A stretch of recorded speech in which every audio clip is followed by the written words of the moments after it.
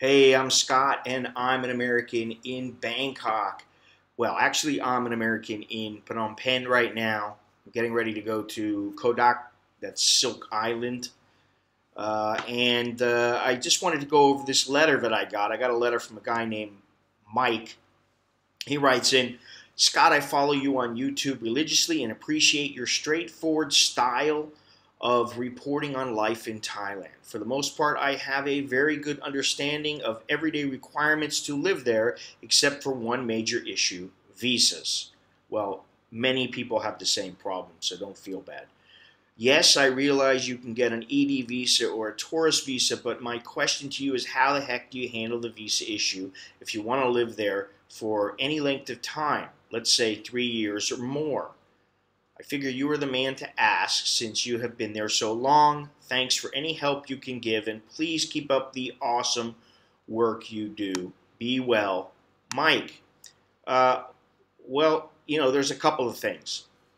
First of all, like you said, you can do the ED visa, you can do the tourist visa, and people have done that for years and years and years. It's getting more difficult to do now. However, let me fix this here. However, there are other methods. Unfortunately, they generally take fairly large sums of money. Now, if you are 50 years or older, you can get a retirement visa. That'll cost you 800,000 baht. You got to put a lump sum into the bank, or 65,000 per month that you can show as a income wherever it comes from. But you got to be 50. Then there is the marriage visa, which obviously you have to be married to a Thai to be able to get the non-immigrant O, which is generally considered the marriage visa. That's another way. Then you can be, if you really want, you can shell out 2 million baht and you can get a 20-year Thai elite card. And that works out to about 100,000 baht a year. But, that's quite pricey. And then even pricier is the investment visa, which they raised the minimum from 3 million to 10 million. So if you invest 10 million baht, you can stay that way. You can stay because you've invested money.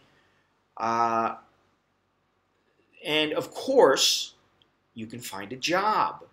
Now, if you have a degree, you can you should be easily able to get a job teaching English.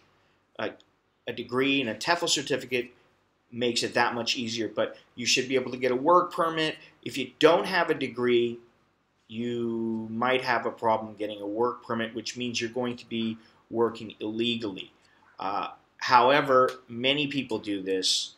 However, the degree is becoming more and more important. So, that's pretty much about it. You can have a job generating income from somewhere, and you can show that. But that doesn't do anything for you if you're under the age of 50, because, there are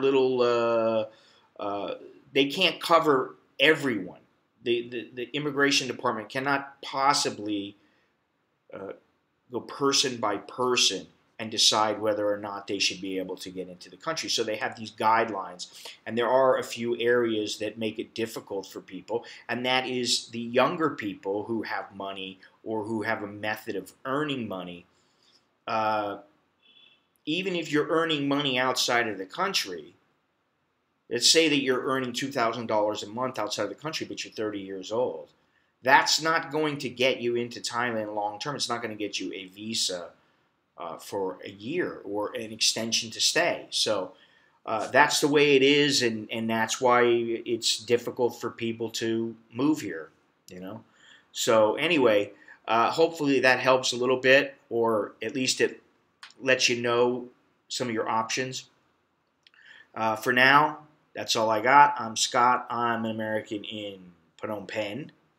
Until next time, chok di la jerkin mai.